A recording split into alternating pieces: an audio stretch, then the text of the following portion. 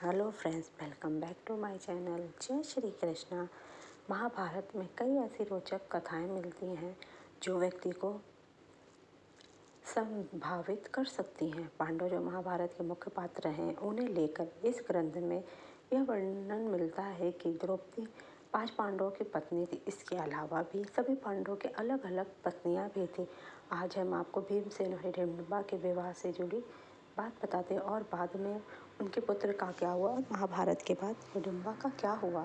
द्रौपदी के अलावा भी भीमसेन की और भी पत्नियां थी जिसका नाम हिडिंबा था। हिडिंबा से भीम के विवाह को लेकर महाभारत में एक रोचक कथा मिलती है, जिसमें बताया गया है कि किस प्रकार भीम से विवाह की चाह में हिडिंबा ने कुंती की एक शर्त मान ली जो किसी महिला के लिए नामुमकिन है। महाभारत में वर्णित कथा के अनुसार जब एक बार दुर्योधन ने पांडवों के लिए लाक्षागृह तैयार कराया था, तब पांडव माता कुंती के साथ उसमें बस निकले और उन्हें एक रात माता कुंती के साथ जंगल में बितानी थी।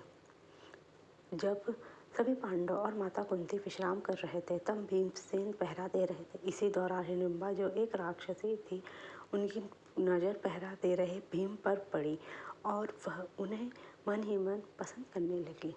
भीम को मोहित करने के लिए हिडिंबा ने सुंदर अप्सरा का रूप धारण किया और भीम के पास गई, लेकिन इसी बीच हिडिंबा का भाई हिडिंब वहाँ आ गया, जो पांडवों को बलि देना चाहता था और बाद में उनका मांस खाना चाहता था। उसने भीम पर हमला कर दिया, जिससे भीम हिडिंबा के बीच युद्ध छिड़ गया। इस युद्ध में भीमसेन की विजय हुई और हिडिंब मारा गया। इसके बाद हिडिंबा ने अपने असली रूप में आई और उसने भीम के सामने विवाह का प्रस्ताव रखा, लेकिन भीम ने यह कहकर विवाह से इनकार कर दिया कि तुम राक्षस कुल की हो। इसके अलावा हिडिंबा माता कुंती के पास गई, उनसे भीम और अपने विवाह की बात कहने लगी। तब कुंती विवाह के लिए तो मान गई, लेकिन उन्होंने हिडिंबा के सामने एक शर्त रख दी। शर्त के अनुसार भीम हिडिंबा के साथ केवल तब तक ही रहेगा जब तक कि उन्हें कोई संतान ना हो जाती। हिडिंबा भीम के साथ विवाह करना चाहते थे, इसलिए वह इस शर्त को मान गए। इसके बाद दोनों का गंधर्व विवाह हुआ और वह जंगल में साथ रहने लगे। कुछ समय बाद हिडिंबा और भीम का एक पुत्र है, जिसका नाम घटोत्कच रखा गया। माता काली की भक्त थी और वह रोजाना एक मनुष्य की बलि जरूर चढ़ाती थी। हिडिंबा मूल रूप से नागालैंड की राजकुमारी कही जाती है।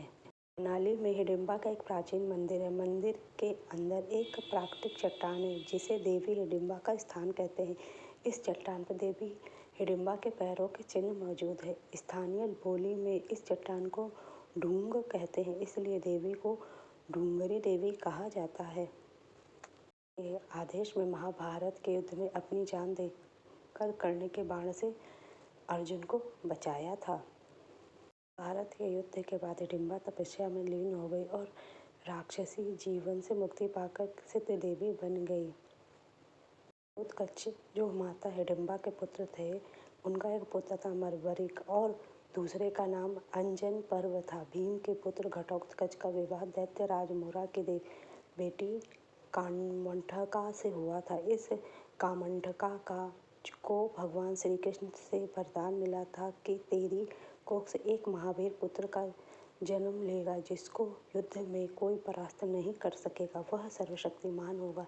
भीमपुत्र घटोत्कच का पुत्र बर्बरिक महादानवीर था। बर्बरिक दुनिया के सर्वश्रेष्ठ धनुर्धर थे। अर्जुन और कर्ण से भी बड़े धनुर्धर थे। बर्बरिक के 3 बाण काफी थे युद्ध को समाप्त करने के लिए और पांडवों की पूरी सेना को समाप्त कर सकते। यह बात जानकर श्री कृष्ण ने उनसे दान में उसका शीश मांग लिया। बाद में श्री कृष्ण ने कहा कि कलयुग में तुम मेरे नाम से पूजे जाओगे और वर्तमान में उन्हें खाटू श्याम के नाम से पूजा जाता है। द्रौपदी के शाप के कारण ही महाभारत के युद्ध में घटोत्कच कर्ण के द्वारा मारा गया था।